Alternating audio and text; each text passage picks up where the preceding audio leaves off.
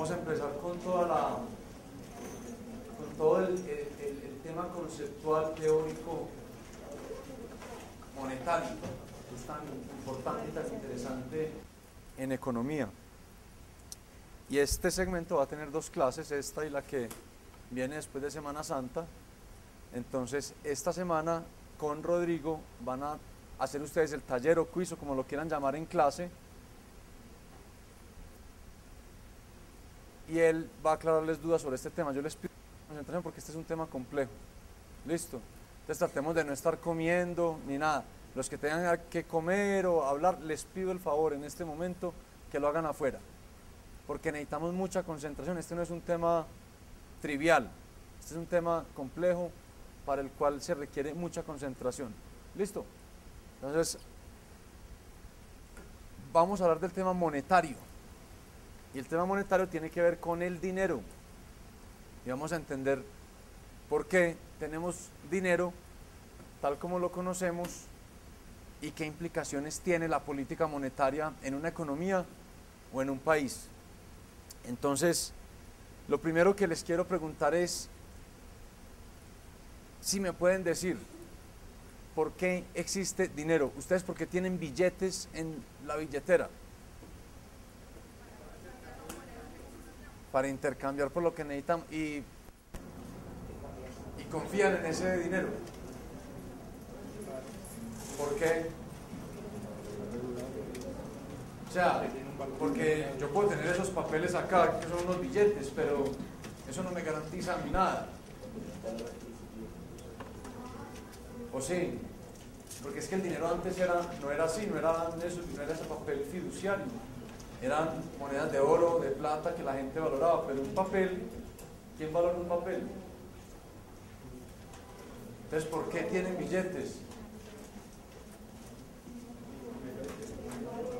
No, porque hay confianza en esos billetes, porque hay confianza en que hay una entidad que los respalda. Si yo les dijera hoy, aquí hay un billete de 50.000 pesos, o el equivalente hoy a la tasa de cambio oficial en Venezuela de estos bolívares, ¿ustedes cuál cogen? Los pesos. Tiene que ver con confianza. Y los billetes también se devalúan. ¿De acuerdo? Tiene que ver con confianza. Y hay tres razones por las cuales utilizamos el dinero. La primera, pues ya la dijo alguien, es un medio de cambio. Es lo que nos sirve, o es el instrumento que permite realizar transacciones, así de simple. O sea, podemos transar bienes y servicios con dinero para no tener que recurrir al trueque, que fue lo que se utilizaba cuando los seres humanos empezaron a intercambiar bienes y servicios.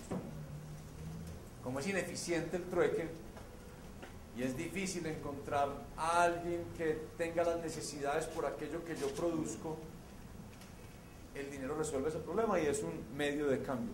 Pero hay otra razón, otra función del dinero, y es que es una unidad de cuenta. ¿Qué quiere decir eso? Que es un punto de referencia o un patrón que nos permite medir y cuantificar las transacciones económicas. Por ejemplo, si definimos los precios y los salarios en pesos, yo puedo saber con mucha facilidad cuánto tengo que trabajar para poder adquirir algo. Es una unidad de cuenta, o digamos una unidad de medida. ¿De acuerdo? Y hay una tercera razón que le da fundamento al dinero o existencia, a su existencia, y es que también es un depósito de valor. Es decir, me permite guardar poder de compra en el tiempo. Si yo tengo un billete y voy y de hoy a mañana, pues mañana tengo el billete, llevé poder de compra de hoy a mañana. Lo que pasa es que ese poder de compra se deteriora ¿con qué? ¿Por qué? Por la inflación, exactamente. Y no rinde una tasa de interés como si le rinde a usted un CDT o una cuenta de ahorros o otro tipo de título o valor. Pero de algún modo también es un depósito de valor. Si yo tengo 100 pesos hoy o 1.000 pesos o 1.000.000 de pesos y los guardo para mañana o para el próximo mes o para dentro de un año, estoy guardando poder de compra. Es un depósito de valor. Esas son las tres razones fundamentales para la existencia del dinero. Y ahora vamos a hablar de un concepto que es implícito al dinero y que se llama liquidez. ¿Qué es la liquidez? Viene de líquido. La liquidez, vamos a ver, tiene que ver con la velocidad a la cual yo puedo convertir algo en dinero. Pero entonces lo que hay que decir es que el dinero es el activo más líquido de todos, porque es el que más fácil me permite cambiar esa riqueza que hay ahí en consumo. Pero entonces definamos primero qué es un activo. ¿Qué es un activo? Un activo es cualquier instrumento de ahorro, todo instrumento que me permita transferir valor del presente al futuro. Eso es un activo. Desde un terreno, una casa, las acciones de una compañía, un título valor, una cuenta de ahorros, una cuenta corriente, un bono. Esos son activos. Me permiten guardar valor o riqueza entre hoy y mañana. Me permiten guardar capacidad de consumo entre hoy y mañana. Eso es un activo. Y el dinero, por lo tanto, ya lo vimos, también es un activo. ¿De acuerdo? Porque el dinero, así como los demás instrumentos de ahorro, me permite llevar valor o capacidad de compra del presente al futuro. Pues resulta que el dinero es el activo más líquido de todos. Es el activo con que más rapidez yo puedo conseguir un consumo. Si yo tengo una cuenta de ahorros y un billete por, no sé, 1.000 pesos, y tengo 1.000 pesos en una cuenta de ahorros, yo con el billete ya puedo ir y comprar una caja de chicles en la esquina. Con la cuenta de ahorros no me toca ir al banco a cancelarla, sacar los 1.000 pesos. Entonces, el dinero es el activo más líquido porque es el activo que se convierte más rápido en bienes de consumo. Y entonces la liquidez de todos los demás activos la medimos en relación al dinero. La liquidez entonces de cualquier otro activo se define como la rapidez con la cual yo puedo convertirlo en dinero. Entonces, un pedazo de tierra es un activo, ¿sí? Porque está ahí y vale una plata y mañana valdrá otra, entonces permite guardar valor en el tiempo. ¿Es líquido o no es líquido? ¿Les parece muy líquido un terreno? Para volver eso dinero. No, digamos, es que la liquidez es relativa a la liquidez del dinero. Entonces, les hago la pregunta. Un terreno, ya estamos de acuerdo en que es un activo. Y hablemos entonces de una cuenta de ahorros. Es otro activo, ¿no? Yo la tengo ahí, hay una plata guardada. ¿Cuál es más líquido? ¿Por qué? Se cambia más rápido en dinero. En cambio el terreno pues hay que ir a venderlo se demora un tiempo. ¿De acuerdo? Eso es lo que define la liquidez de un activo. Ahora bien, hay un intercambio, lo que llamamos un trade-off, en esa liquidez del dinero, que es el activo más líquido, y es que si bien el dinero es el activo más líquido, es decir, el activo que más rápido yo puedo convertir en bienes de consumo, también es un activo que no rinde financieramente, no tiene un retorno financiero. A mí no me pagan una tasa de interés por el efectivo que tengo en el bolsillo. ¿De acuerdo? En cambio los otros sí. Entonces, pues sí, en este no tengo tanta liquidez, pero me genera un retorno financiero. El dinero no. Por el contrario, el dinero se va deteriorando, es con la inflación. De hecho, si hay mucha inflación, tener dinero es castigarse uno mismo con una tasa de interés negativa, porque pierdo capacidad de consumo. Tener dinero en Venezuela, en esta época de la historia, es estar perdiendo capacidad de consumo sistemáticamente. Ya sabemos que la inflación es un impuesto muy regresivo. ¿De acuerdo? Sigamos. Entonces ahora vamos a definir los agregados monetarios. Del más pequeño al más grande. Vamos a definir el primero, que se llama, y de más líquido a menos líquido. El primero es el circulante y lo vamos a denominar con una C, de circulante. Y es básicamente el dinero en efectivo. ¿Es el más líquido de todos o no? Pues es efectivo, está ahí. Puedo ir a cualquier tienda, a cualquier establecimiento a cambiarlo por bienes de consumo. Lo denominamos con la letra C.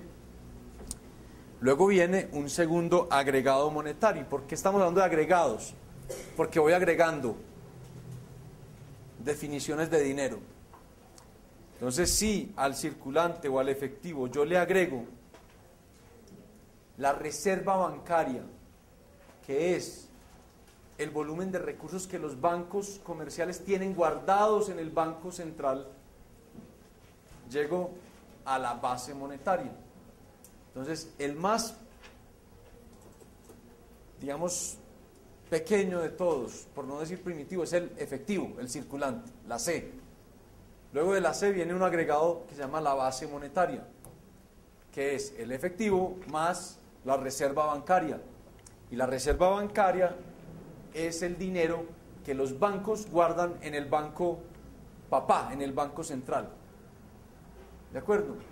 ¿Por qué guardan dinero allá? Porque el banco se los exige. Entonces, si usted abre una cuenta corriente hoy en cualquier banco en este país, y la abrió con 1.000.000 de pesos, de ese 1.000.000 de pesos, ese banco tiene que ir y guardar una parte en el Banco Central. Ese pedacito que guardó, más el efectivo, es la base monetaria. ¿De acuerdo? Si al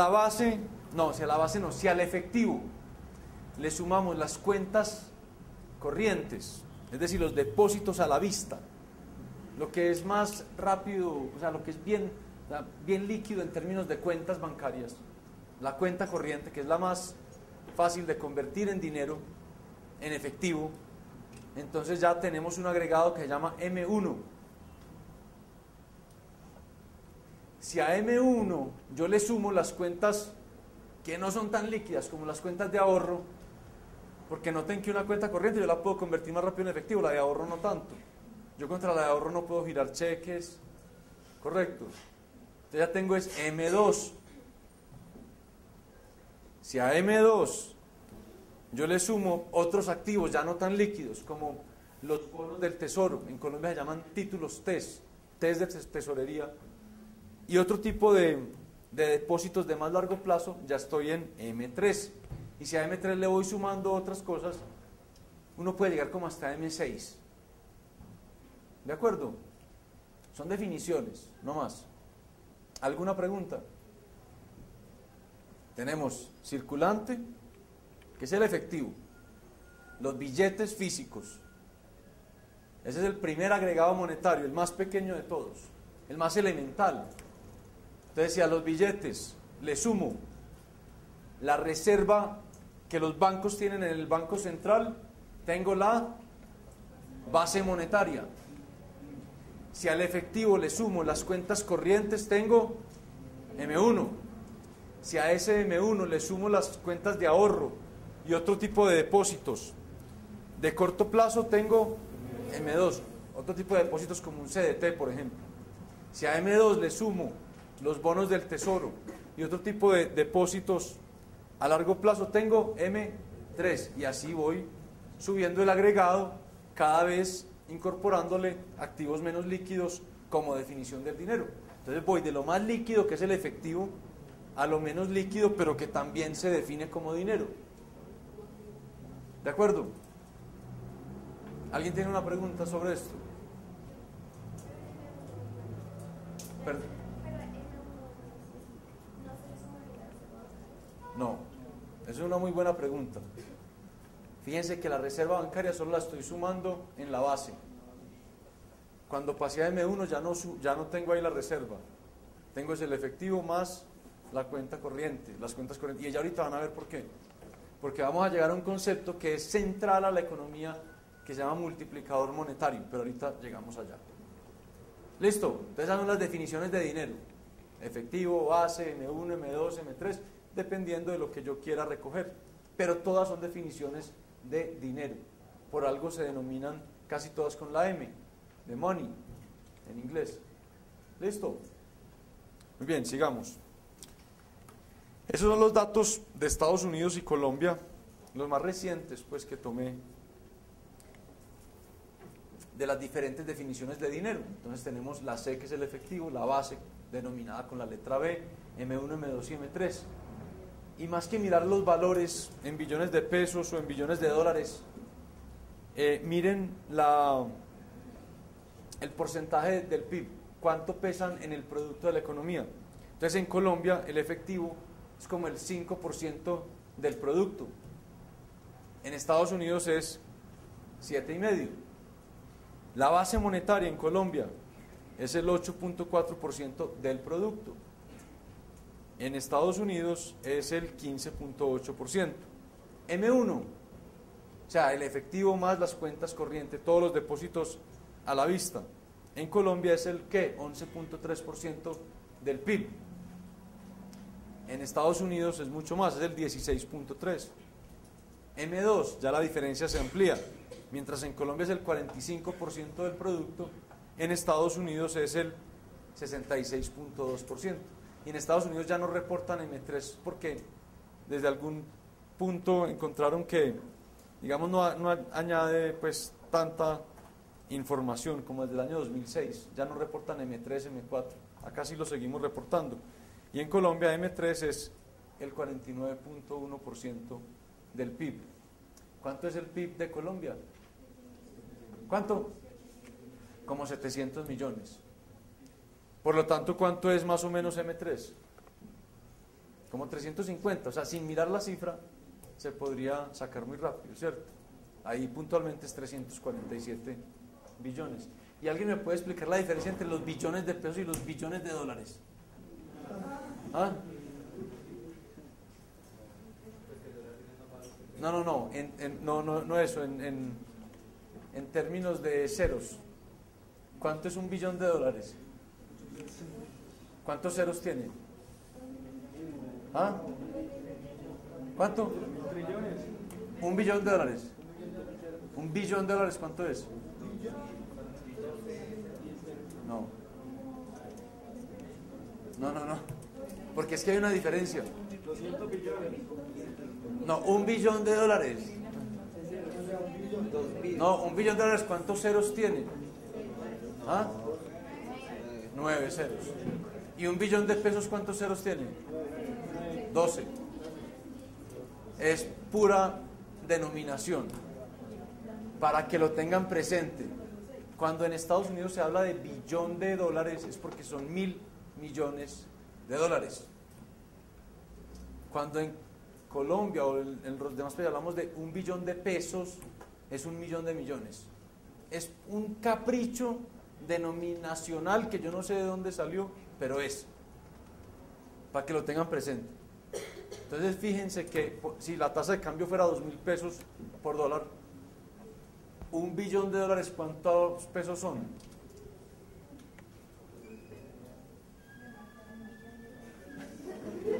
Pues depende. ¿Cuánto? Si rápido, esto lo tienen que hacer rápido. 2 millones de pesos. Así de simple. Eso facilita la conversión. Pero en Estados Unidos el millón de millones se llama trillón. Exactamente. Pero es un capricho denominacional que no sé de dónde salió y por qué es así, pero para que lo tengan claro. ¿Listo? Muy bien, sigamos. Como todo en la vida, hay un mercado para el dinero. Todo tiene un mercado. Y el dinero tiene un mercado y tiene una demanda y tiene una oferta. Y como tiene una demanda y tiene una oferta, hay un equilibrio. Todo tiene un mercado y el dinero también lo tiene. Hay mercado de dinero. Hay una oferta de dinero y hay una demanda de dinero. Sigamos. ¿Cómo se determina la demanda de dinero en la economía? Básicamente por las necesidades de las personas de tener dinero. Es decir, se define en función de la cantidad de dinero que necesitan utilizar las personas. Y esto a su vez depende de dos cosas. La primera, como el dinero es un medio de cambio, pues la demanda de dinero depende de la cantidad de transacciones que se dan en una economía. Porque el dinero me sirve para facilitar esas transacciones. Entre más transacciones tenga una economía, pues más dinero requieren las personas que operan en esa economía. ¿Es lógico o no? ¿Tiene sentido? Entre más grande es una economía, pues más transacciones tiene, pues más dinero van a requerir las personas que habitan en esa o operan en esa economía. Como la economía de Estados Unidos es mucho más grande que la economía colombiana, pues es evidente que la demanda por dinero en Estados Unidos es ampliamente mayor a la demanda de dinero en Colombia, porque aquí hay menos transacciones que en Estados Unidos. La demanda por dinero en el departamento de Antioquia claramente es mayor a la demanda por dinero en el departamento del Amazonas, porque sus productos internos brutos, porque sus economías son diferentes. Entonces, hay un primer factor que determina la demanda de dinero. ¿Cuántas transacciones tiene su economía? Y eso genera necesidades de dinero. Entre más grande, más transacciones, más necesidades de dinero. Pero la otra razón que está debajo de la demanda de dinero de la economía, el otro factor, el otro fundamento, tiene que ver con el dinero como un depósito de valor, pero mejor, como un depósito de valor que nos rinde interés. ¿De acuerdo? Y ya vamos a ver, pero para anticiparlo, como el dinero no rinde interés y los otros activos sí rinden intereses, entre más alta sea la tasa de interés, las personas van a querer más o menos dinero. Menos, claro, porque es más atractivo trasladar recursos del presente al futuro en otro tipo de instrumentos, porque me están rindiendo una tasa de interés. Si la tasa de interés sube, yo me quiero desprender del dinero, porque para mí se vuelve atractivo ir a la cuenta de ahorros por lo menos. ¿Sí o no? Pierdo en liquidez, pero gano en tasa de interés. Entonces fíjense que hay dos elementos que definen la demanda por dinero intuitivamente: el tamaño de la economía, la cantidad de transacciones y la tasa de interés. ¿De acuerdo? ¿Preguntas? Sigamos. Y la oferta de dinero, o la oferta monetaria, simplemente es la cantidad de dinero que circula en la economía, que está disponible en la economía, y la determina la autoridad monetaria. En el caso colombiano, el Banco de la República, que es la autoridad monetaria. Hay una demanda que ya sabemos que depende de dos factores: cantidad de transacciones y tasa de interés, y hay una oferta que es la cantidad de dinero que el banco permite que esté circulando en la economía, porque el Banco de la República, la autoridad monetaria, tiene el monopolio de ofrecer dinero, de tenerlo ahí para que la gente lo utilice. Sigamos. Entonces, enfoquemos un poquito más en la demanda de dinero, pues entremos un poquito más en detalle. Entonces ya sabemos que la demanda de dinero depende de dos cosas: de la tasa de interés nominal en la economía y de el volumen de transacciones. De la tasa de interés depende inversamente o negativamente. A mayor tasa de interés, menos demanda por dinero. ¿Y cómo funcionaría esto? Pues ahí está la pantalla. Vemos que la tasa de interés de la economía subió. Entonces, ¿qué pasa? Que el costo de oportunidad de ponerme a consumir en el presente, a gastar recursos en el presente, aumenta. Es decir, el costo de oportunidad de no ahorrar se dispara. Si la tasa de interés se sube, el costo de oportunidad de consumir y no ahorrar sube, porque estoy renunciando a un mayor retorno en el futuro. Entonces, si sube ese costo de oportunidad por la tasa de interés, pues entonces, ¿qué va a pasar? Que las personas no van a querer consumir tanto hoy, sino que van a querer, es mejor, consumir mañana, es decir, van a querer ahorrar.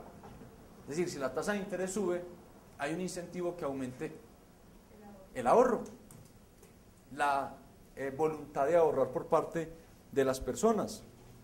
Y entonces, si aumenta la voluntad de ahorrar, pues no hay tanta demanda por dinero en este momento, sino por instrumentos de ahorro diferentes que rinden esa tasa de interés. Cae la demanda por dinero.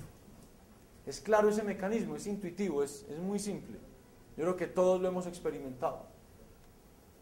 Listo. Si ustedes tienen hoy 1 millón de pesos en el bolsillo, o 10 millones, y les dicen la tasa de interés ya no es el 4 o el 3% que les reconoce un banco, sino el 50%, ¿ustedes qué hacen? Pues lo ahorran, ¿cierto? No se lo van a gastar hoy porque el costo de oportunidad es muy alto. Les están reconociendo un interés muy alto, entonces ustedes guarden eso allá, salen del dinero, lo ahorran en instrumentos alternos que rinden esa tasa de interés. Y con las transacciones, pues es lo contrario. Entre más alto sea el volumen de transacciones en una economía, más bienes y servicios se están comprando y vendiendo, pues la demanda por dinero es mayor. Si aumenta esa cantidad de transacciones, aumenta la demanda por dinero. Entonces, matemáticamente, la forma como vamos a expresar todo este carretazo es con esa expresión tan simple. M super D, demanda de dinero, es una función que la vamos a llamar L de liquidez, que depende positivamente, negativamente de la tasa de interés. Es decir, si sube la tasa de interés, ese signito negativo quiere decir que cae la demanda por dinero. Y que depende positivamente de las transacciones, que las vamos a llamar con la misma denominación que hemos utilizado para el producto de la economía. Porque el producto de la economía básicamente me recoge las transacciones. Entonces, ese signo de más encima de la Y, ¿qué quiere decir? Que entre más alto el producto, o entre más alta la cantidad de transacciones en la economía, mayor es la demanda por dinero. Es un lenguaje simplemente para no tener que estar escribiendo tanta prosa, porque una expresión matemática en esto vale más que 1000 palabras. Pero eso lo recoge todo. ¿Queda claro? ¿O hay alguna pregunta? ¿Perdón? El producto es lo que hemos usado siempre para denominar el producto de la economía. El PIB, el Producto Nacional Bruto, el neto, que ustedes ya deben saber establecer en cualquier economía. ¿Pregunta? Sí.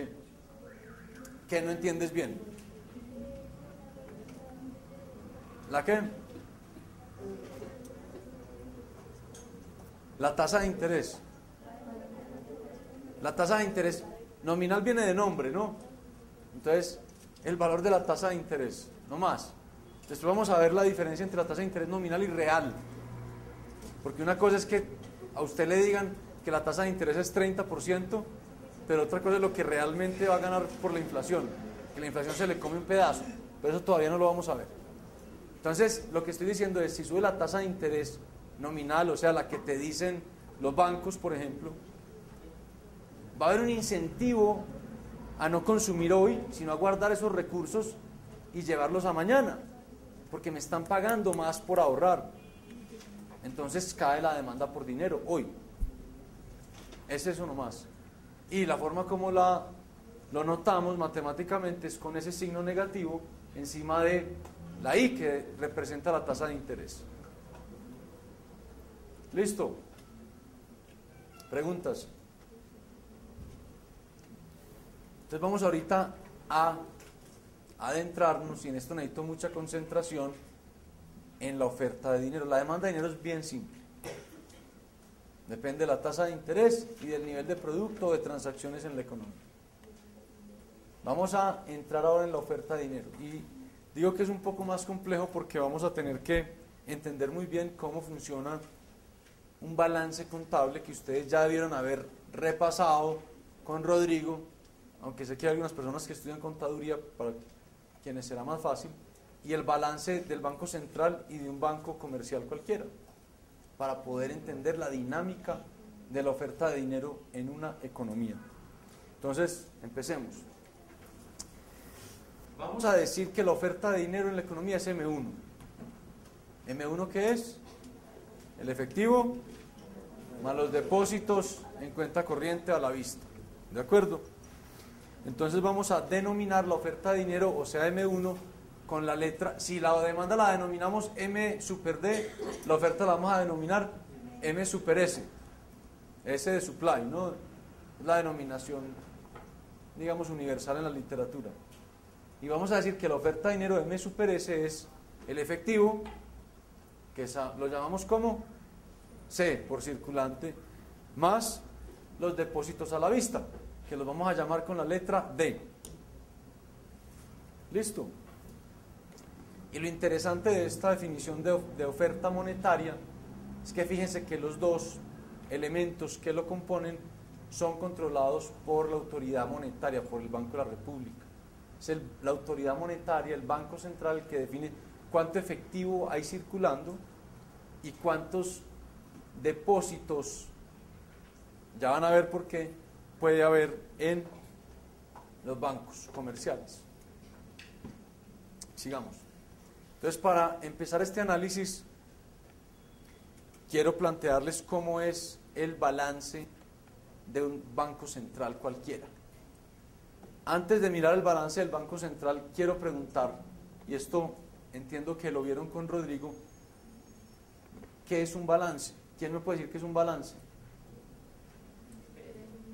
Alguien que levante la mano y con toda seguridad y con toda tranquilidad, articulando bien el sujeto y el predicado, me dice, el balance contable es tal. A ver. No, eso es el PIG. El balance.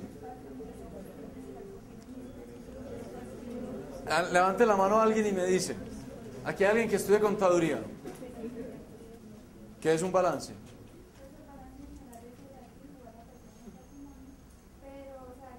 Esa es una identidad contable, eso no es un balance. Eso es... Entonces, a ver, ¿qué es un activo?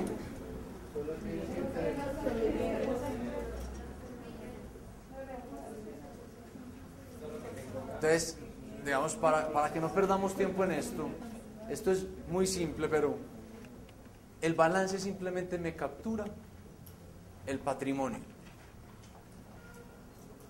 Y el patrimonio no es nada distinto a la diferencia entre lo que tengo y lo que debo.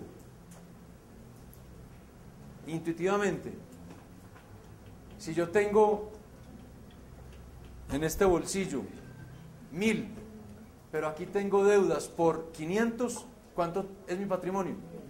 500, así de simple. Eso es lo que me captura un balance. Es muy simple.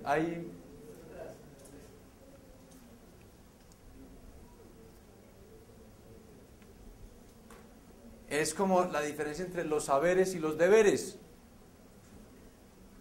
Si por ejemplo yo tengo un carro que vale 30 millones y tengo una deuda con el banco por ese carro por 15 millones, ¿cuánto es mi patrimonio representado en el carro? Porque el resto es ¿de quién? Del banco, así de simple. Eso es un balance, no más. Entonces, una forma de plantearlo es como la identidad que ella dijo, que es una identidad porque A es igual a A. Entonces, ¿qué puede decir uno? Que la diferencia entre los activos o los haberes y los pasivos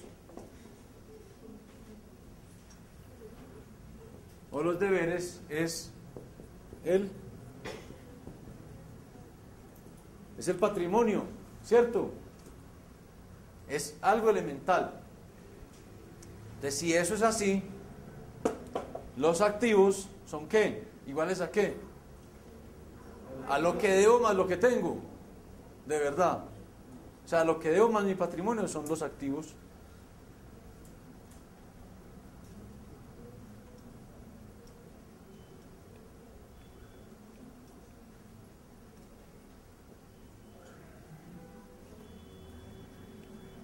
Los activos son iguales a los pasivos y al patrimonio. ¿Por qué?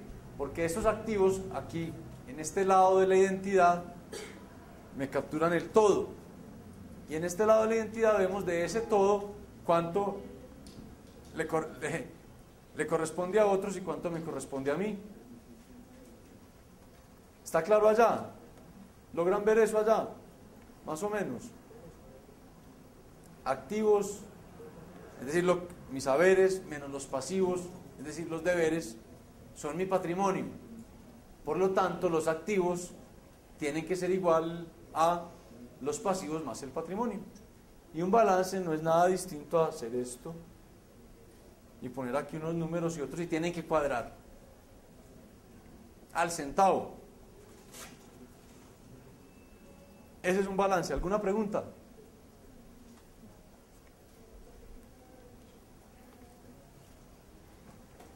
Pregunta, ¿un balance mide flujos o stocks? ¿Quién dice flujos? ¿Quién dice stocks? Y el resto no dice nada. ¿Ah? Los dos, no, esa no era una opción. Pues no mide flujos. ¿Cuál es la diferencia entre un flujo y un stock? Si yo aquí tengo carro, ¿eso es activo o pasivo? Es un activo. ¿Eso es un flujo o un stock?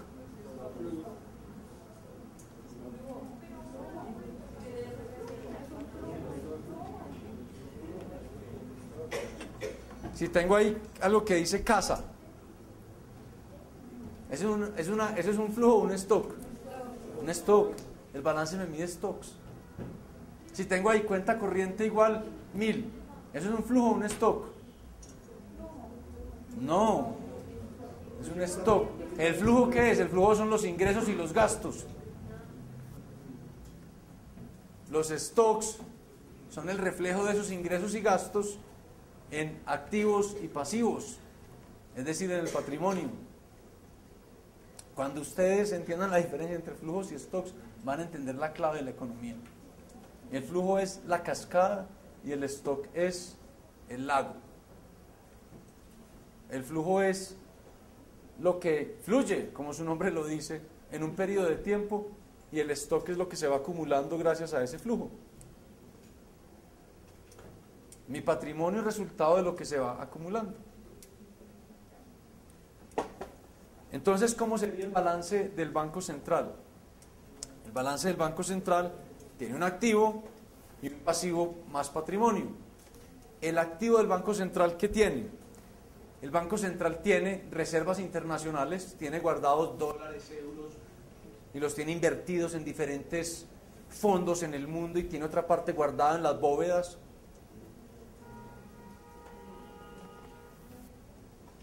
¿Y qué otro activo tiene el Banco Central? Tiene crédito que otorga. ¿Por qué es un activo el crédito que da el Banco Central? Porque se lo deben a él. Si a mí me deben una plata, es un activo mío. El que lo debe lo tienes como pasivo. Entonces, antes de mirar la desagregación del crédito doméstico en eso que dice repos de expansión, compra de TES y otros, simplemente tengamos claro a estas alturas que el activo del Banco Central tiene dos elementos: las reservas internacionales y el crédito que el banco le da a otros bancos, por ejemplo. Muchos bancos a veces van al banco y le piden recursos.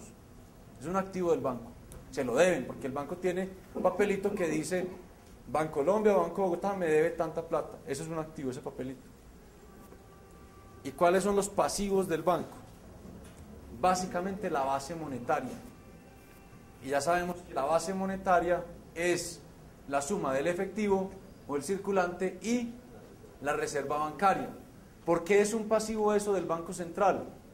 Si yo como banco, si Bancolombia, BBVA o el que sea, voy y deposito, reservo en el banco como reserva bancaria 100 pesos, es un activo mío y es un pasivo del Banco Central porque me lo debe a mí.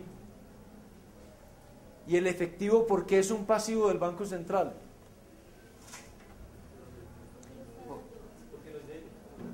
Exacto, porque es la confianza, por ponerlo así, que debe ese Banco Central a los ciudadanos representado en esos billetes.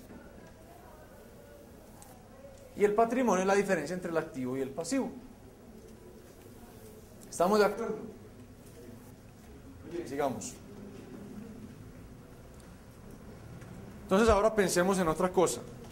La base monetaria, ya tenemos claro el balance del Banco Central, ahorita vamos a volver allá, pero enfaticemos un poquito en la base monetaria para que quede bien claro.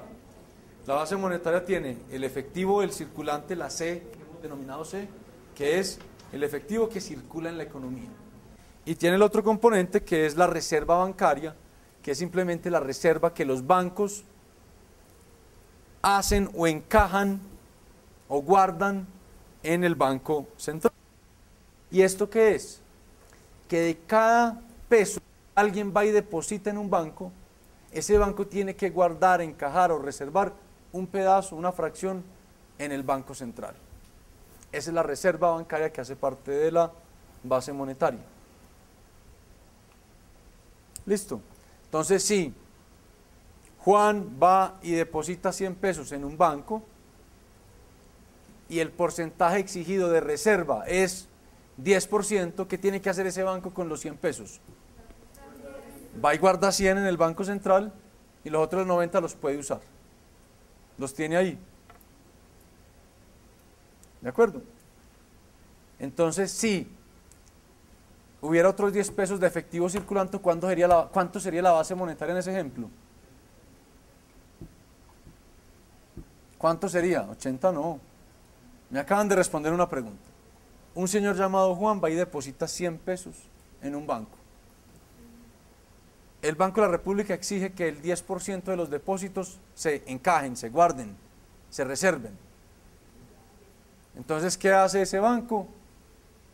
De esos 100 pesos, guarda 90 y ya en su propio banco. Y coge 10 y los lleva al banco central. Entonces, ¿la reserva bancaria cuánto es? Y hay otros 10 pesos de efectivo por ahí circulando. ¿Cuánto es la base monetaria? 20. Es eso, no más. Así de simple. ¿Alguna pregunta sobre eso? Muy bien, entonces sigamos.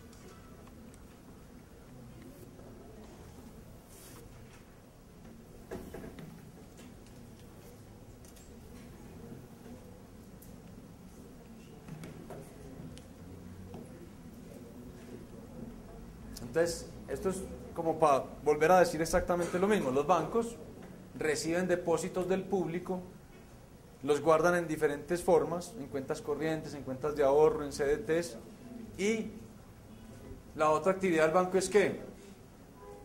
Prestar. ¿Sí o no? Prestar. Fíjense, pensemos en un balance de un banco, ya no del Banco Central, sino de un banco cualquiera, un banco comercial cualquiera.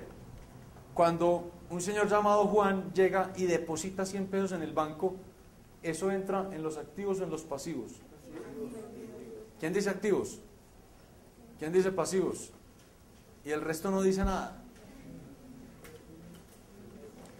Cuando un señor llamado Juan va y deposita 100 pesos en un banco, que digamos ella es el banco, tome 100 pesos, ella me tiene que dar a mí un papelito que dice, aquí hay depositados 100 pesos. Entonces, para mí, ¿eso es qué? Es un activo. Y para ella, los debe, claro. Entonces, cuando alguien deposita en un banco, eso es un pasivo del banco.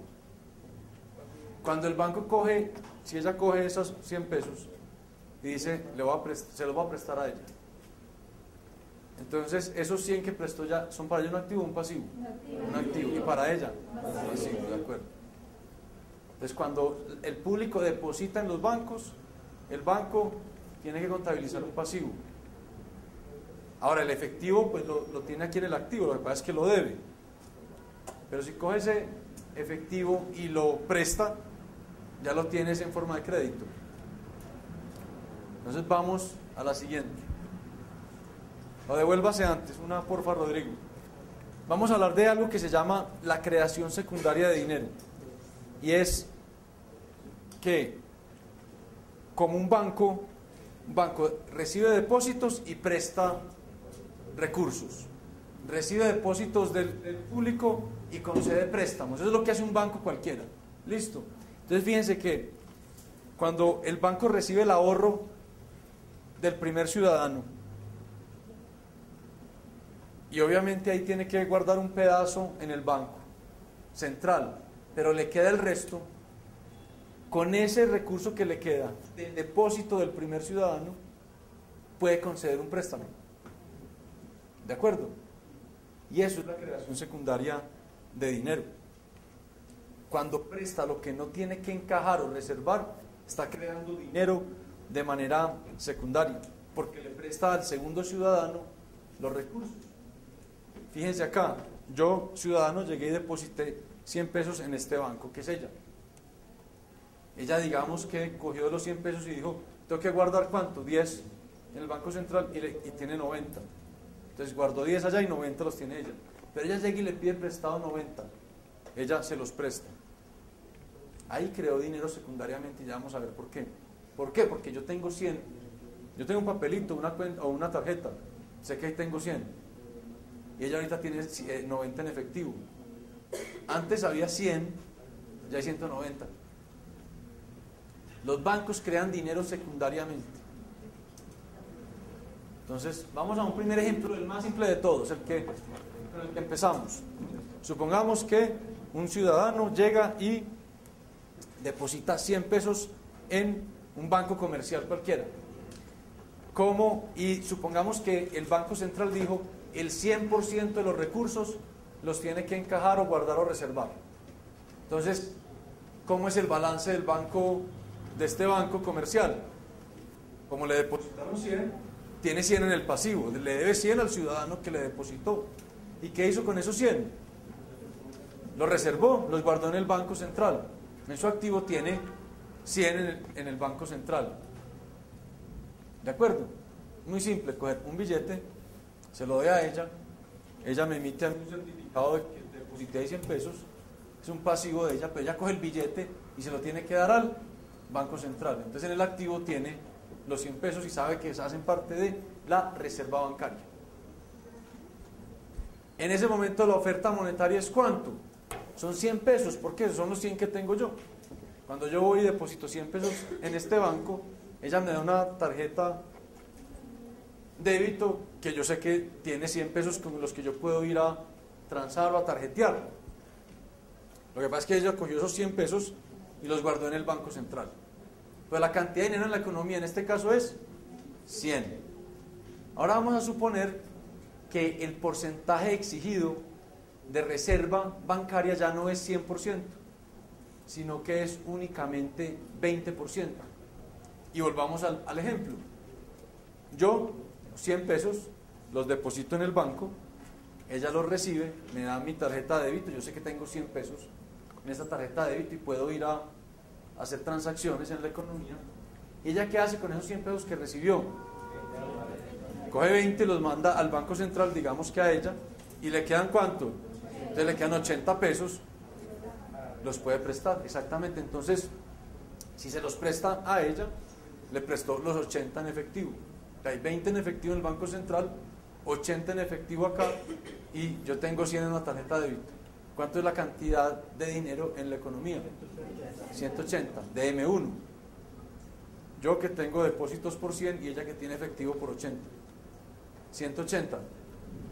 Entonces miren que al bajar el requerimiento de encaje de reserva, pasamos de una oferta de dinero de 100 a 180. Y entonces digamos que ya tiene los 80, sigamos. Y va a otro banco, que es este señor, y le dice, yo estos 80 en efectivo los quiero guardar acá. Entonces dice, perfecto, se los recibe, los 80 en efectivo. ¿Hasta ahora cuánto dinero tenemos? 100, 80 en efectivo, pero ella ya no los tiene en efectivo, sino que los depositó y él le dio una tarjeta. Ella tiene una tarjeta de débito con 80, yo tengo una tarjeta de débito con 100, él cogió los 80, ¿y qué hace con los 80? ¿Coge cuánto? No. 16. Y va y los guarda allá en el Banco Central, que es ella, y le quedan ¿cuánto hay en efectivo? Y él llega y le pide prestado los 64 y se los presta. Entonces ya ¿cuánto dinero hay? 100 en esta tarjeta, más 80 en esta tarjeta de débito, más 64 que él tiene en efectivo. Exactamente, 244 pesos. Entonces fíjense cómo los bancos, al conceder préstamo, van aumentando la oferta de dinero en la economía. ¿Listo? Pregunta hasta acá, hasta este punto al que llegamos. ¿Cuánto es la base monetaria? La base. ¿Cuánto es la base monetaria hasta este punto en que hemos llegado?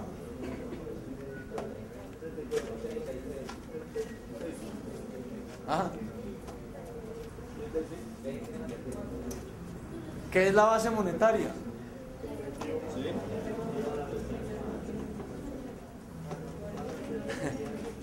¿Qué es la base monetaria? Eso no les puedo olvidar tan rápido, si lo vimos hace 2 diapositivas. ¿Qué es la base monetaria? No, no es reserva legal, eso no se llama reserva legal. A ver, silencio. Esto necesita mucha concentración. Es la reserva bancaria más el efectivo. ¿Cuánto es la reserva bancaria hasta este punto? 36. ¿Y cuánto es el efectivo? 64 que tiene el señor. Entonces, ¿cuánto es la base? 100, los 100 originales del efectivo que yo tenía. Lo que pasa es que yo los tenía primero en efectivo, ahora ya cómo están. 36% guardados aquí en esta señorita y 64 pesos que tiene el señor en billetes. Pero siguen siendo 100. ¿Pero cuánto es la cantidad de dinero? 244. Entonces 100 de base se convirtieron en 244. Se multiplicó el dinero y ese es el concepto de multiplicador monetario. ¿De acuerdo? Pues sigamos. ¿Cómo? Entonces atrás. Pregunta. ¿Pero qué? Todo el ejemplo. ¿Qué es la base monetaria? Pero lo dijimos hace nada. Muy bien. Y en este ejemplo, ¿cuánto es la reserva bancaria? Hay dos bancos, un banco que había acá y un banco que hay acá. Esta señorita, ¿qué hizo cuando se le depositó ahí la plata? Yo cogí 100 pesos. ¿Y ella qué hizo? El Banco Central es ella. ¿Ya qué hizo con los 100 pesos? Entonces, ella tiene 20 y le quedaron 80. Muy bien, ella 80 se los prestó a ella, en efectivo, el efectivo. Ella cogió los 80 y los guardó acá. Y el que en este banco, ¿y el que hizo? Con los 80. ¿Guardó cuántos? Entonces, ¿ya cuántos van guardados allá?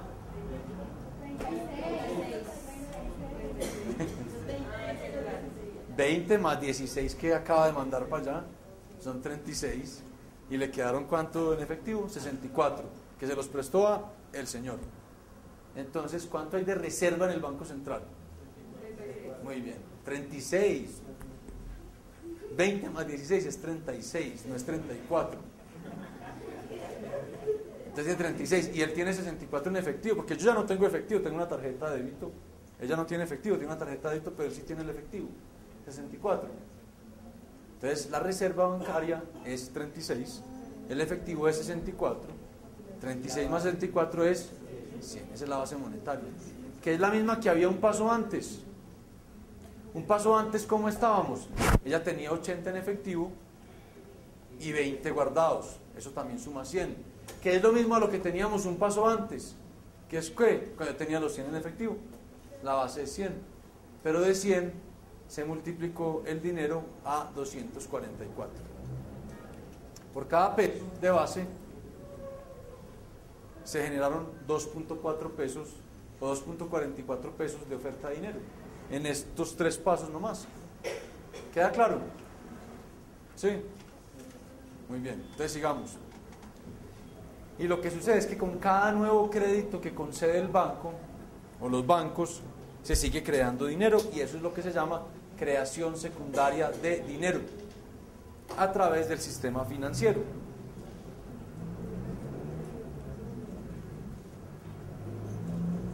Entonces, es básicamente este ejemplo acá tan simple que hicimos. Vamos a hacer un poquito de matemática, porque todo este carretazo se puede formalizar en unas expresiones matemáticas elementales que dicen más que 1000 palabras, como todo en economía. ¿Listo? Entonces, antes de pasar a eso, miren los dos conceptos a los que llegamos: base y oferta de dinero. Base 100, oferta de dinero 244. Concentración, por favor. La oferta de dinero entendida como M1 por la base, pues tengo esa expresión que M super S, o la oferta de dinero dividido por la base, es, pues en el denominador la definición de M1 y en el denominador la definición de base. Nada difícil, simplemente dividiendo. Y yo lo que puedo hacer es pasar la base monetaria, multiplicar el término para dejarlo al lado derecho, y quedaría con esta expresión de abajo, donde me dice que la oferta de dinero entendida como M1 es ese término que está en paréntesis grande multiplicado por la base. Y ustedes de pronto ya empiezan a intuir para dónde vamos. ¿Perdón? No, la clase pasada estábamos hablando de la sostenibilidad fiscal. y es otra cosa totalmente distinta a esto. Eso era la expresión que me daba el balance primario requerido para la sostenibilidad de la deuda. Pero no van a confundir las dos cosas, por favor. Estamos hablando de dinero de la parte monetaria. Pero miren que yo creo que ustedes ya pueden intuir hacia dónde vamos. Vamos a tratar de llegar a una expresión que me diga, por cada peso de base monetaria, cuánta oferta de dinero termina habiendo en la economía. Por cada peso de B, cuántos pesos de M hay. Hacia allá vamos a ir. Entonces, lo que vamos a hacer es que vamos a factorizar, digamos, la D al lado derecho de la expresión, simplemente sacar la D, es muy fácil. Entonces, es aritmética de primero de bachillerato,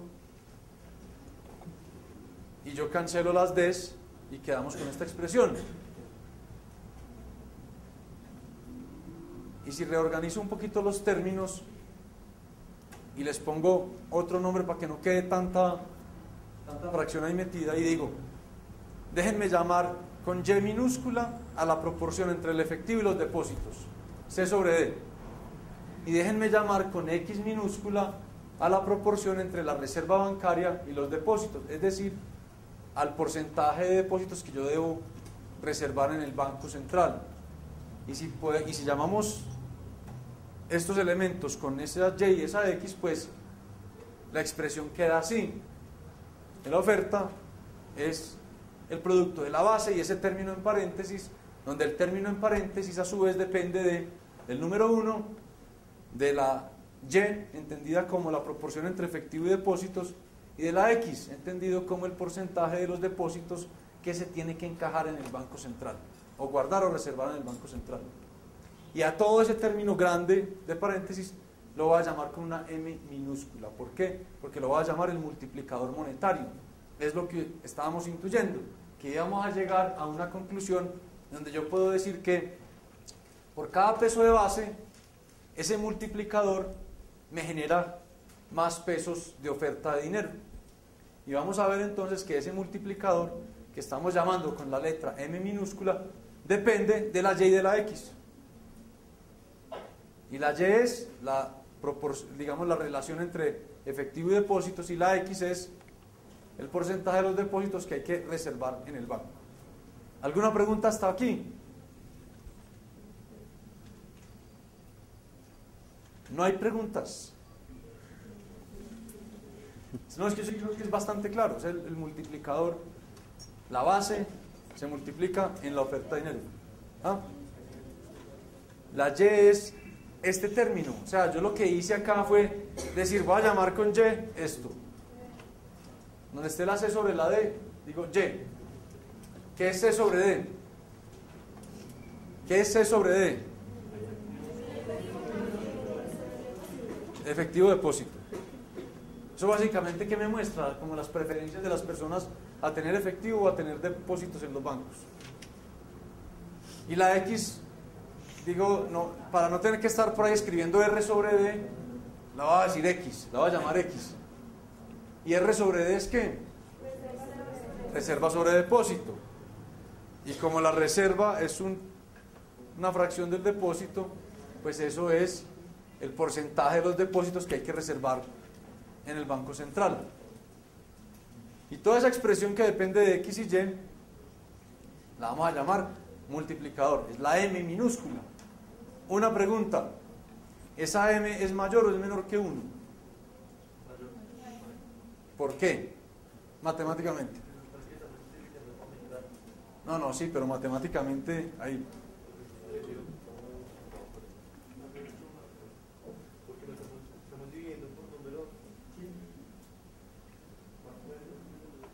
¿Eso es mayor o menor que 1 ese multiplicador? Muy bien. ¿Quién dice mayor? Y a todos los que levantaron la mano mayor, ¿pueden decirme alguno de ustedes por qué es mayor matemáticamente? Exacto. ¿Por qué? ¿Por qué? ¿Sí? ¿Sí? No, íbamos muy bien. ¿Por qué es esto mayor que 1? Para que ese término en paréntesis grande sea mayor que 1, ¿qué tiene que pasar? ¿La qué? ¿De interés? ¿Dónde hay intereses? Ahí no hay. ¿Sea qué? No. ¿Por qué es esto mayor que 1? Esto, o sea, esto, ¿por qué es mayor que 1? ¿Alguien acá que me diga? Digamos, entonces la pregunta, para que fuera igual a 1, ¿qué tendría que pasar? Que x fuera igual a 1. Si x fuera igual a 1, eso sería igual a 1. Entonces dígame, ¿x es mayor o menor que 1? ¿Qué es x? Reserva sobre depósitos. El porcentaje de los depósitos que hay que reservar. ¿Eso es mayor o menor que 1? Si de 100 pesos, a ver, una pregunta. De 100 pesos que yo deposité acá, ¿cuánto es lo que ella guardó en el Banco Central? 20. Es decir, el 20%. ¿20% es mayor o menor que 1? Mayor. ¿20% qué es? Es 0.2. Porque los depósitos son el todo y lo que ella encaja es menor que el todo. ¿O no? Entonces tiene que ser menor que 1. Si es el 20%, X es como. Si el porcentaje de los depósitos que hay que encajar en el banco es 20%, ¿cómo escribirían ustedes X en un quiz? 0,2. ¿Eso es mayor o menor que 1? Menor que 1. Entonces, si la X es menor que 1, y en el numerador hay un 1, y en el numerador hay una Y, lo único que diferente es la X y el 1. ¿Sí o no? Si la X es menor que 1, entonces toda esa expresión es ¿qué? No, claro que es positiva. Mayor que 1. Mayor que 1. No. En el numerador está la 1 más Y. ¿Sí o no? ¿Para qué? Me preocupa porque estamos como volviendo a cosas de bachillerato, pero hagámoslo porque tiene que quedar muy claro.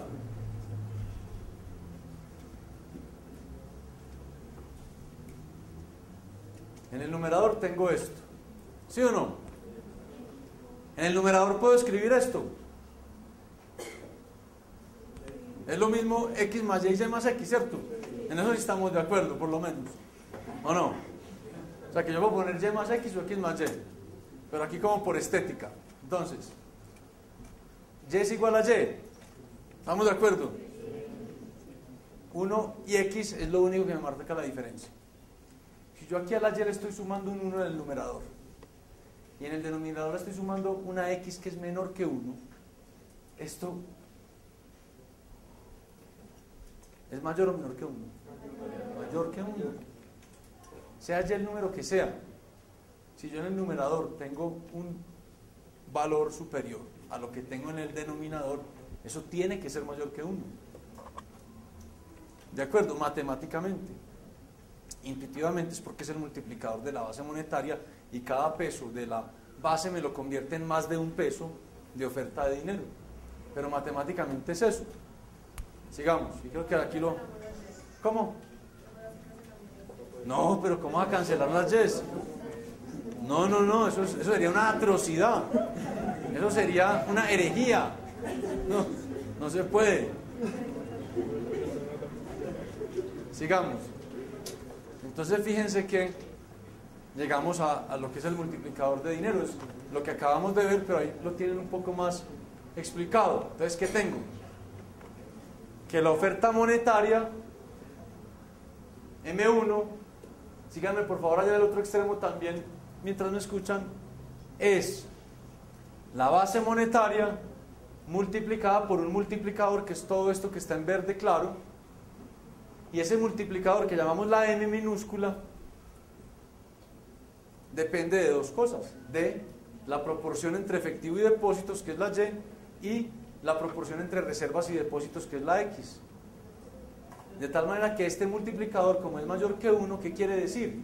Que por cada peso de la base monetaria produce M pesos o más de un peso en la economía como oferta de dinero. ¿Eso por qué? Porque X es menor que o igual a 1.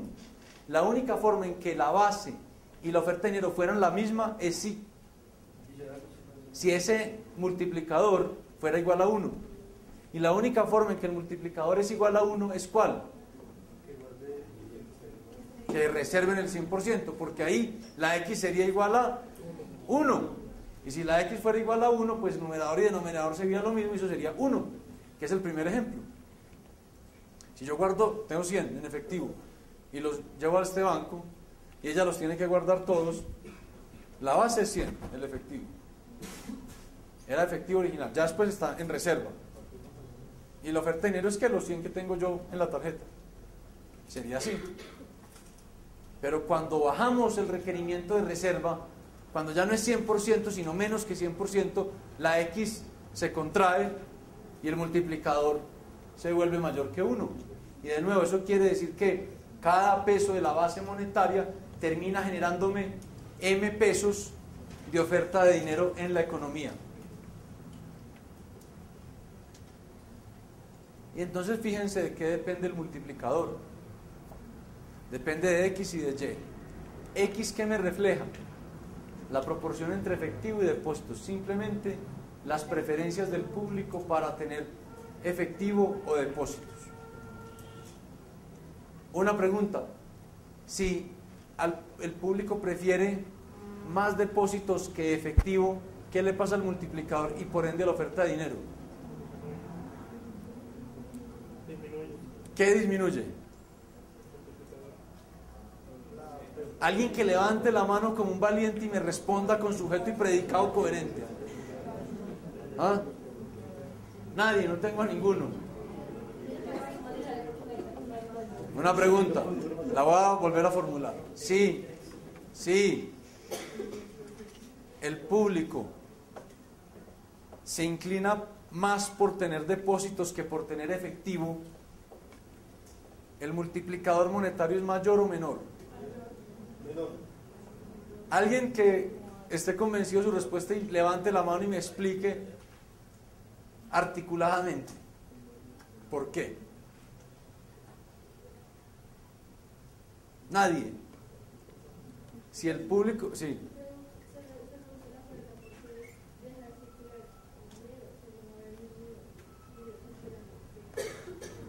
No. Si el público prefiere, primero que todo, antes de dar la respuesta, piénsenlo matemáticamente y ahí está.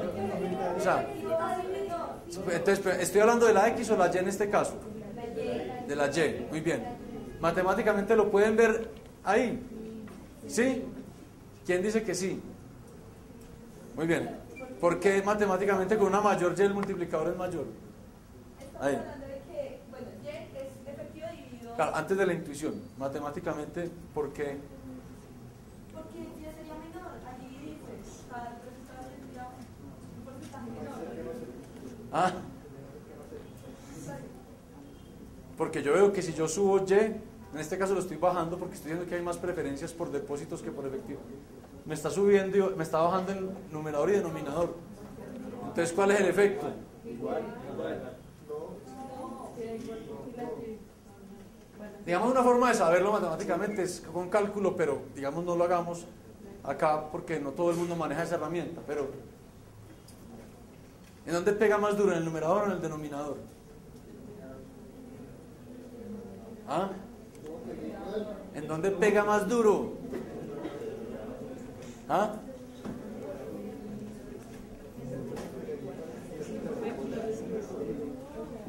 Piensen bien, o sea, la pregunta es, si el público tiene preferencia más por los depósitos que por el efectivo, ¿qué le pasa al multiplicador? Piensen, tómense un segundo para pensarlo bien y no responder así instintivamente. No, piensen un minuto, por favor. O sea, piensen 30 segundos. Háganme ese favor, miren la expresión. Mírenla 30 segundos.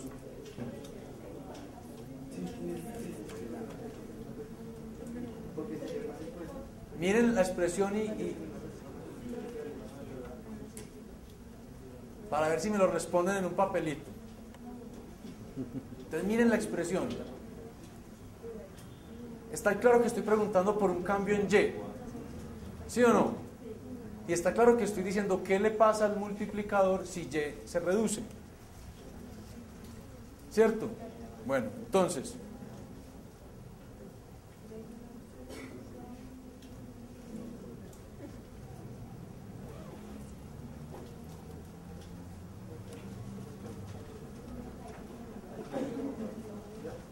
a ver, listo. No, yo creería no. Entonces, exacto. Sí. Si la gente prefiere consignar, andar con efectivo, eso haría que yo sea una reserva mayor, porque me haría que X aumentar. No, eso no tiene que ver con X, solo con Y. Si las personas prefieren tener más depósitos que efectivo, los bancos pueden crear más o menos dinero de manera secundaria. Entonces la oferta de dinero va a ser más alta. Eso quiere decir que el multiplicador es más alto. Esa es la intuición, es simple. Ahora, matemáticamente verlo a simple vista no es tan fácil, porque uno se enfoca en esto y dice la Y. Si yo subo la Y en el numerador me sube todo, pero si la subo en el denominador también me sube. ¿Dónde es el efecto más fuerte? Usted debe saberlo. En el denominador. En el denominador siempre. Es más fuerte. ¿Ah? Entonces, si bajo la Y, estoy generando el efecto de hacer aumentar esto más, porque el efecto del denominador es más fuerte. Siempre. La otra forma es cálculo, que es diferenciar M con respecto a Y y les da un valor positivo. ¿Listo? Pero es eso, pero lo podemos resolver con intuición. Es decir, si yo tuviera estos 100 pesos y yo no dijera, mis 100 los voy a depositar todos, sino que me guardo 50 y solo voy a depositar 50, miren que se reduce mucho la creación secundaria de dinero de ahí en adelante.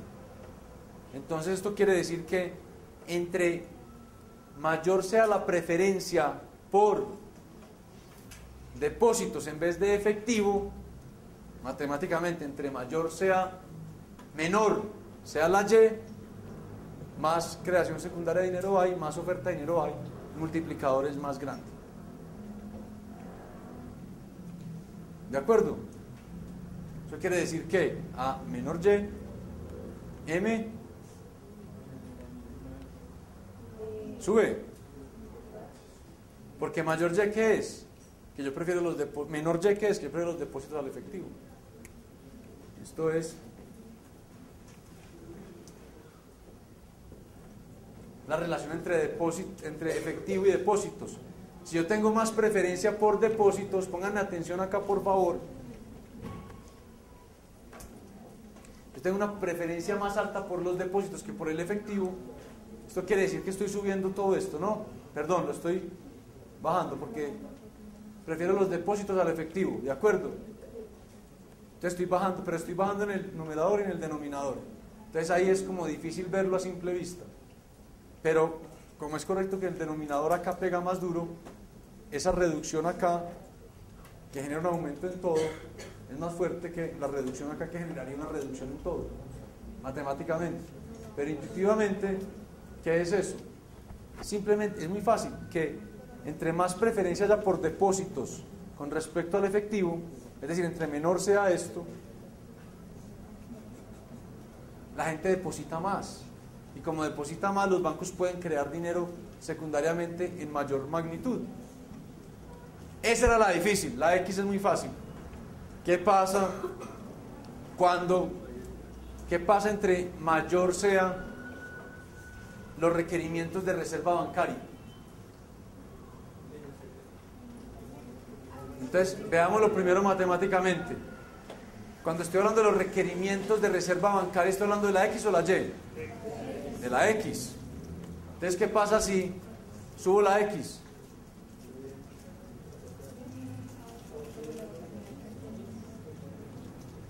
el denominador aumenta.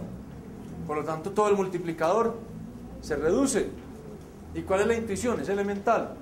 Entre más alto sea el requerimiento de reserva bancaria, los bancos tienen que guardar más recursos de cada depósito, por lo tanto se les reduce su capacidad para ir creando dinero secundariamente. ¿De acuerdo? ¿Está claro? ¿Está clarísimo? ¿O no?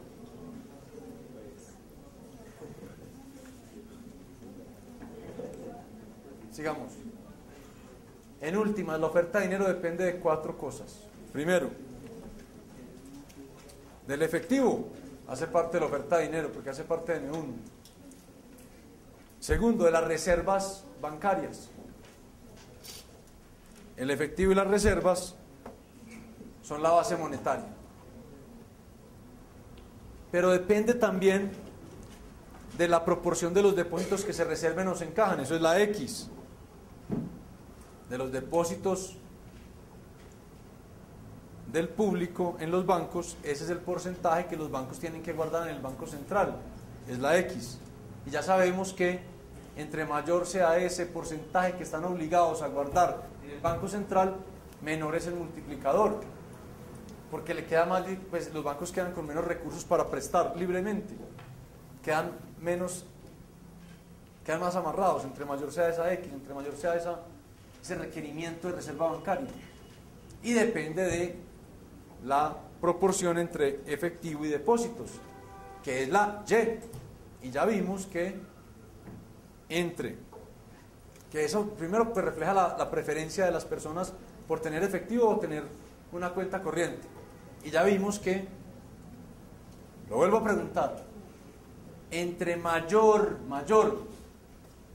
sea la preferencia de las personas por el efectivo en vez de los depósitos, ¿el multiplicador es mayor o menor? Menor, perfecto. ¿Por qué? Uno que levante la mano y diga, estoy completamente seguro que es por esta razón. A ver. Claro. Claro. Entonces a los bancos les queda menos posibilidad de crear dinero secundariamente. ¿Listo? Entonces, un aumento en Y reduce M. ¿De acuerdo? Un aumento en X, ¿qué le hace a M? También lo reduce.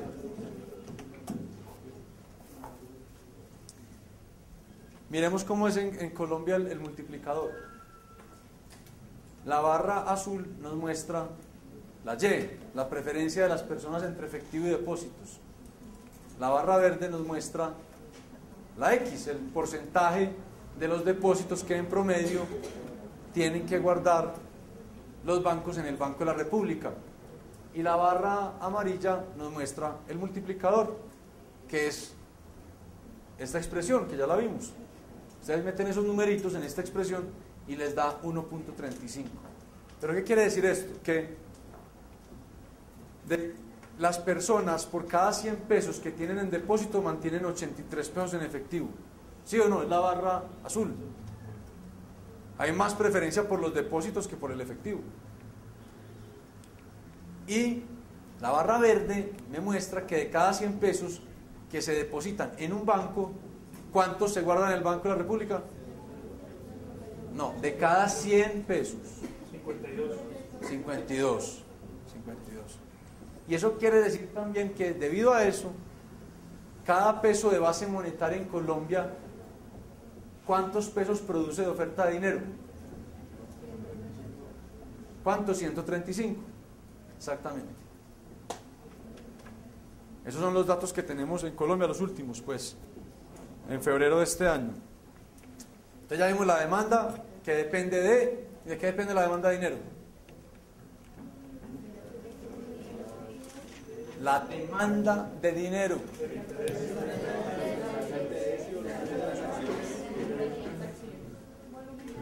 Y del volumen de transacciones. Y ya vimos la oferta, que depende de qué. ¿De qué depende la oferta de dinero? Del efectivo, de la reserva, de los requerimientos de reserva o de encaje y de las preferencias de las personas entre efectivo y depósitos. Entonces la demanda depende de dos cosas, la oferta de 4. Listo. Vamos entonces, ya sabemos la demanda y sabemos la oferta, ¿qué es lo que sigue? El equilibrio. Y para estudiar el equilibrio en el mercado de dinero, vamos a partir de un principio elemental, lógico.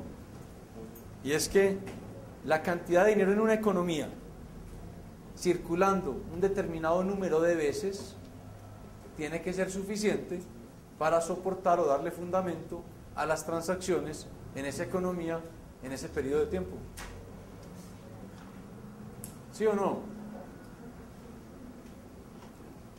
Les pregunto, si la oferta de dinero en una economía es 1.000 pesos y las transacciones que se hacen valen 5.000 pesos, ¿cuántas veces circuló el dinero? 5 veces. Tuvo que cambiar de manos. Es un principio elemental. Y ese número de veces que cambia de manos, ¿saben cómo lo vamos a llamar? La velocidad de circulación del dinero. Entonces esa prosita que está ahí, ese concepto intuitivo, elemental, lo podemos expresar matemáticamente porque eso vale más que 1000 palabras. Entonces, de la siguiente manera. Miren, la oferta de dinero multiplicado por la velocidad de circulación tiene que ser igual al precio de las transacciones por las transacciones. El lado derecho me marca el valor de las transacciones y el izquierdo la cantidad de veces que la oferta de dinero circuló, multiplicado por la oferta de dinero. Eso tiene que ser igual siempre.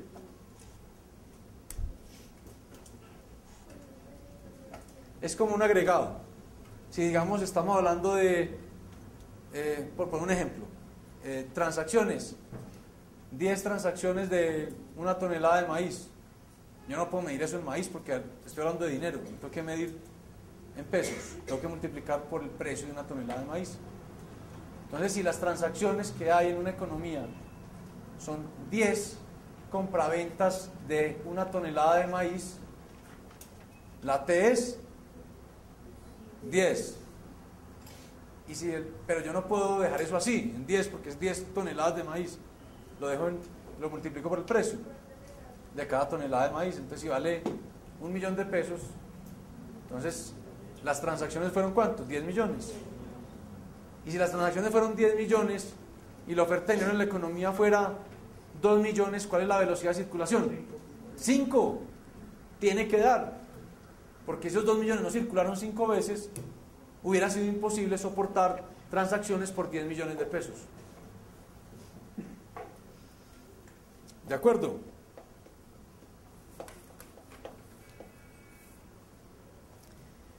Como es muy difícil medir el número de transacciones, vamos a usar, en vez de las transacciones o esa letra T, el producto de la economía, el PIB real. Entonces, cuando yo tengo el PIB real en vez de las transacciones, la expresión queda de esa manera, que la oferta de dinero multiplicada por la velocidad de circulación de ese dinero tiene que ser igual al precio de la economía, al nivel de precios en la economía multiplicado por el PIB real, por la cantidad de, digamos, toneladas de maíz que se produjeron. Cuando yo multiplico los precios por el PIB real, es como el PIB nominal, el PIB que hay, los 700 billones, digamos, en la economía. ¿Alguna pregunta sobre esto? Está claro que el dinero tiene que circular la cantidad de veces que sea necesaria para poder soportar las transacciones que están en el PIB de la economía. ¿De acuerdo? Es claro para todos. Entonces, para seguir pensando en el equilibrio, vamos a tomar esa expresión y lo que voy a hacer, que es la misma, la primera que ven allá, M por B es igual a P por Y, la cantidad de dinero por la velocidad es igual al nivel de precios por el PIB o el producto, y vamos a despejar el precio.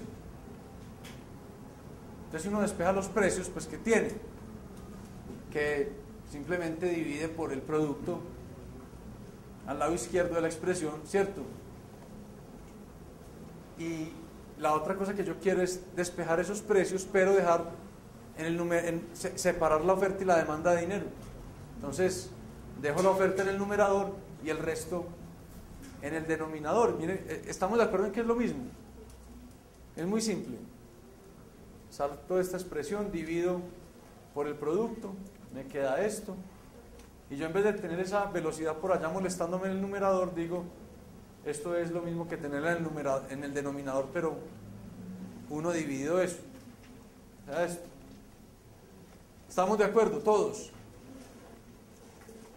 Y ya van a ver por qué hago esto, porque quiero dejar esta oferta de dinero aquí solita en el numerador y que nada me moleste ahí, porque voy a comparar los precios en función de la oferta de dinero y de esto, que algunos ya lo deben intuir, me va a marcar la demanda por dinero.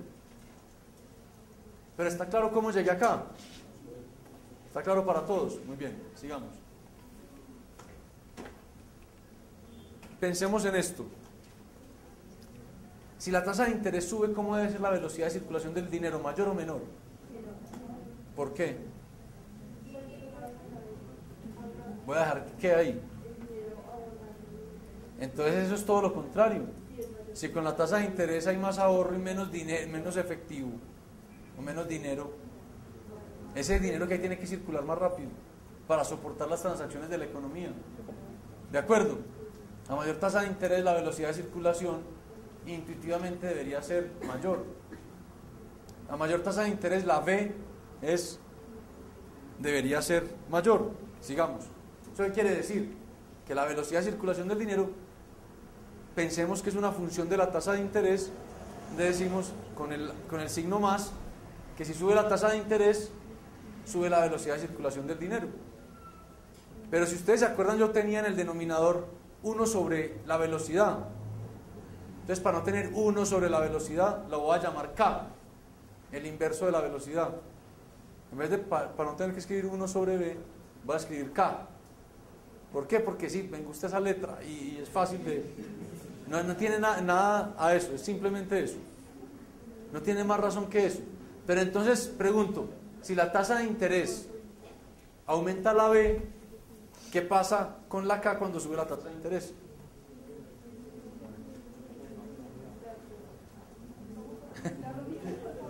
Si la tasa de interés, ¿qué le hace la tasa de interés a la B? La aumenta. Si la tasa de interés aumenta a la B, ¿qué le hace la tasa de interés a 1 sobre B? Entonces, si la tasa de interés a 1 sobre B la disminuye, ¿qué le hace la tasa de interés acá? No, tira así. Claro, porque es 1 sobre... ¿Pero está claro o no? Es que allá a veces veo unas caras como de... ¿Ah? Entonces, si yo subo la tasa de interés, voy a decir que es acá, que es el inverso de la velocidad, cae. Sigamos, Rodrigo, por favor. Entonces, ¿yo qué tenía? Yo tenía que los precios, yo había despejado esto, que los precios eran la oferta de dinero por el producto, por esa letra K, que es 1 sobre la velocidad. Entonces, yo ya sé que esa K me cae cuando subo la tasa de interés, porque yo sé que la K es el inverso de la velocidad, y yo sé que la tasa de interés me sube la velocidad. Si la tasa de interés me sube la velocidad, me tumba el inverso, lo que dijimos ahora. Entonces, en el denominador tengo el producto por una K que depende de la tasa de interés, de manera negativa, de manera inversa. Díganme en el denominador ustedes qué ven, qué hay ahí que hemos visto en la clase. Está el producto que me refleja las transacciones, está la tasa de interés. Esas dos cosas que determinan.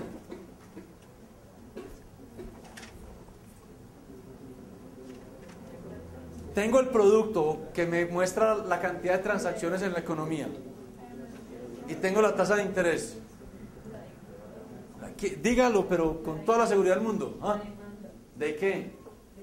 De eso, dígalo, la demanda de dinero, profesor, así. Así es. Entonces fíjense que, ¿y por qué digo que es la demanda de dinero? Porque miren que eso ahí depende. ¿Qué pasa si Y es mayor con lo que está en el denominador? Pues que sube porque está multiplicando. ¿Y qué pasa con la tasa de interés? Si sube. Si la tasa de interés sube, ¿qué le pasa al denominador? El denominador. Es K por Y, solo que la K depende de la tasa de interés, no más. ¿Qué le pasa a K por Y si Y sube? Aumenta. Eso quiere decir que si es K por el producto tiene un mayor producto, esa K por el producto es mayor. ¿Qué le pasa a K por el producto si la tasa de interés sube? K por el producto. Si la tasa de interés sube, K cae. Si la K cae, K por Y cae. Entonces esto todo es una expresión que depende positivamente del producto y negativamente de la tasa de interés. Eso lo vamos a llamar la demanda por dinero. Sigamos.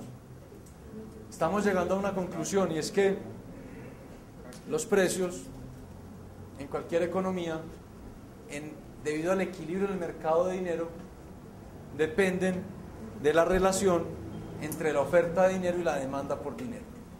Y esa es quizá una de las más importantes conclusiones o postulados o introspecciones de la ciencia económica. Los precios en la economía dependen de la relación entre la oferta de dinero y la demanda de dinero. Yo sé que la forma en que derivé esa demanda por dinero es un poquito complejo, pero no se enreden y simplemente piensen que ahí está el producto que refleja la cantidad de transacciones. Entre mayor es el producto, más transacciones hay en una economía, más demanda por dinero hay. Por lo tanto, esa L, que es la demanda por liquidez o dinero, sube con el producto de la economía. Y también habíamos visto que entre mayor sea la tasa de interés, la gente va a ahorrar más, va a demandar menos dinero. Entonces la demanda depende negativamente de la tasa de interés.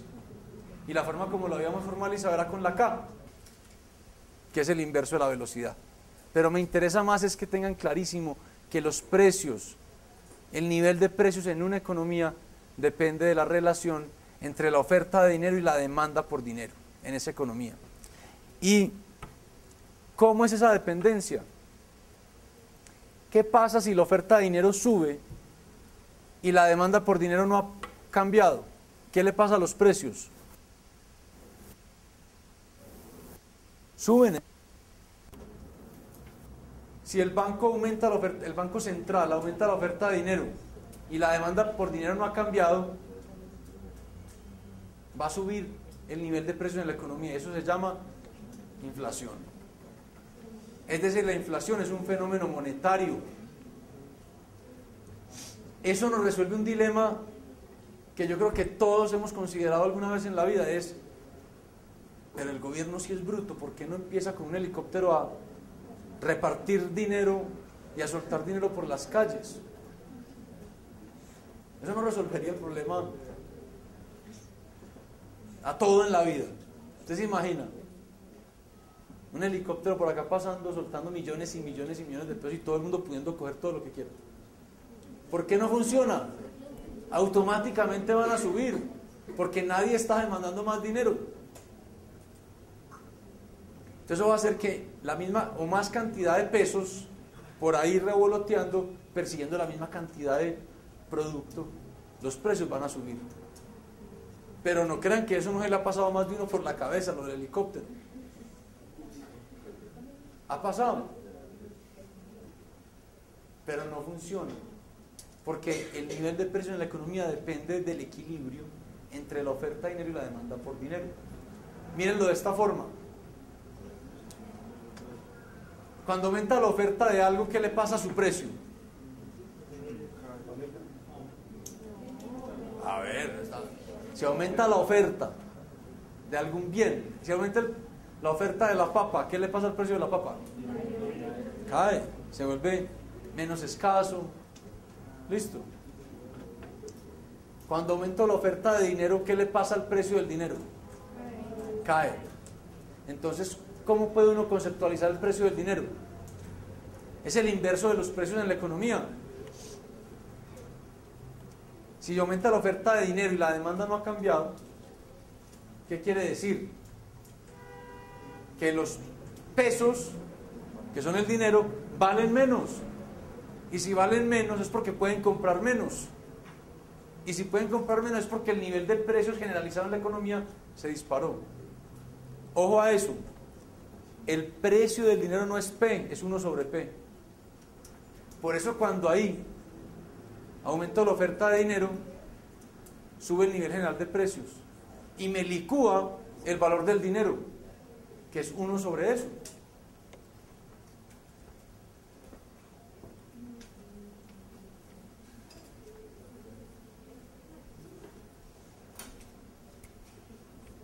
Oferta y demanda,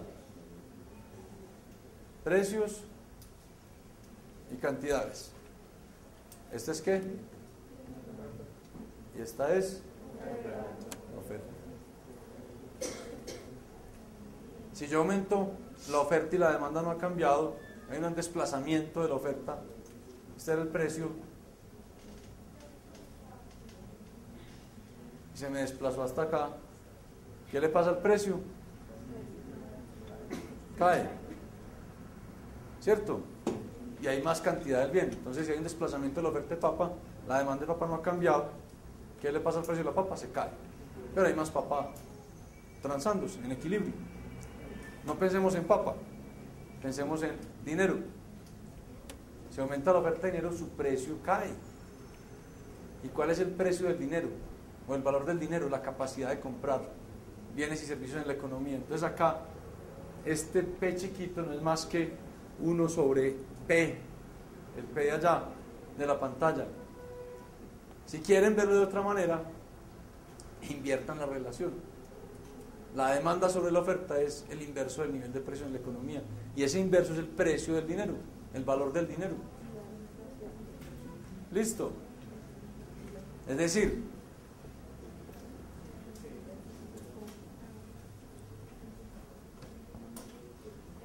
una forma de verlo es esta. El nivel de precio en la economía es la relación entre la oferta y la demanda de dinero. ¿De acuerdo? Otra forma de verlo es 1 sobre el nivel de precios en la economía es la demanda sobre la oferta, ¿sí o no? Si la demanda sube y la oferta no ha cambiado, ¿qué le pasa a cualquier bien? A la papa. Si hay un choque positivo de demanda por papa, ¿qué le pasa al precio de la papa? Sube, se valoriza la papa o no. Si hay un aumento en la demanda por dinero, antes de mirar acá, ¿ese dinero se valoriza o se desvaloriza? Se valoriza. Si se valoriza, ¿qué quiere decir el dinero? Si se valoriza el dinero, ¿qué quiere decir eso? Que puede comprar más bienes y servicios. ¿Listo? Esto es más, y para uno medir qué tantos bienes y servicios puede comprar el dinero, pues me toca dividir por los precios de la economía, ¿o no? Entonces, entre más alto sea todo esto, más capacidad adquisitiva tiene el dinero, más valioso es el dinero. Por lo tanto, el valor o el precio del dinero es el inverso de los precios en la economía. Si los precios en la economía no son 10, sino 5, y una gaseosa me vale 10,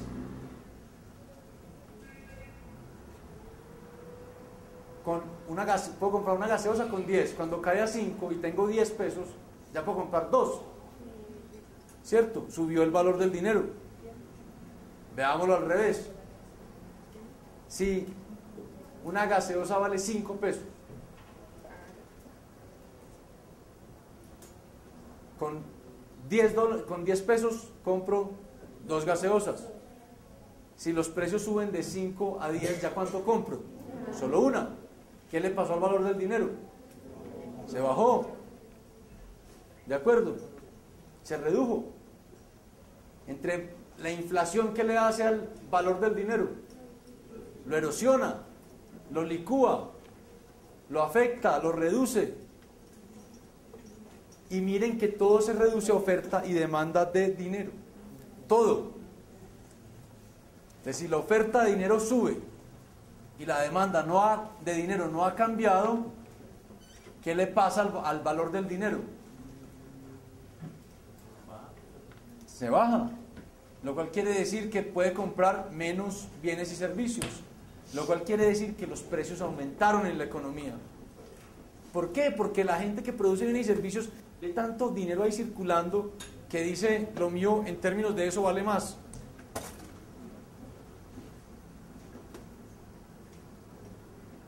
O sea, la inflación termina siendo un problema monetario.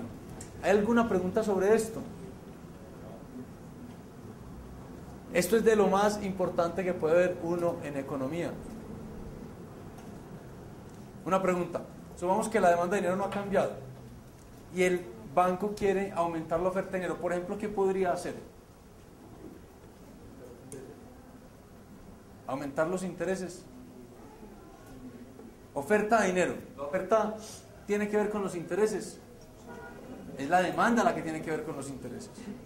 Después vamos a ver que sí lo puede hacer de alguna forma, pero todavía no he llegado allá. Con esta información que tenemos acá.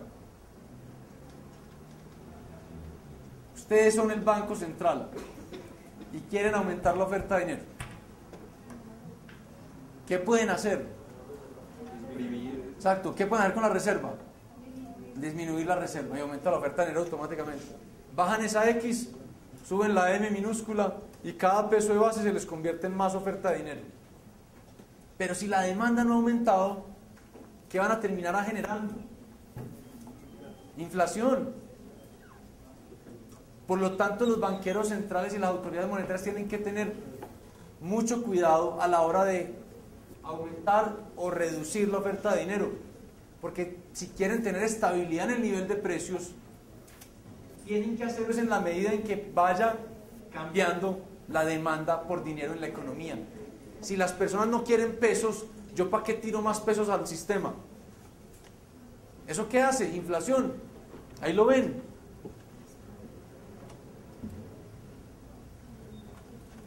Si la demanda por dinero no ha aumentado o inclusive empieza a caer y yo lo que hago es inyectarle más pesos al sistema, la gente va a coger esos pesos y va a comprar dólares, que no quiere pesos. Entonces es muy delicado el trabajo de un banquero central y de la autoridad monetaria, y tiene que calcular muy bien cómo se está comportando la demanda por dinero en la economía para ir supliendo lo que va demandando la economía. Porque si no lo hace y se va por encima, termina generando inflación, y al subir y al generar inflación, es decir, al aumentar el nivel de precios en la economía, termina erosionando el valor de la moneda. ¿Listo? Dejemos ahí, prepárense para el taller quiz, como lo quieran llamar, el miércoles y el jueves, y Rodrigo les resuelve dudas de esto.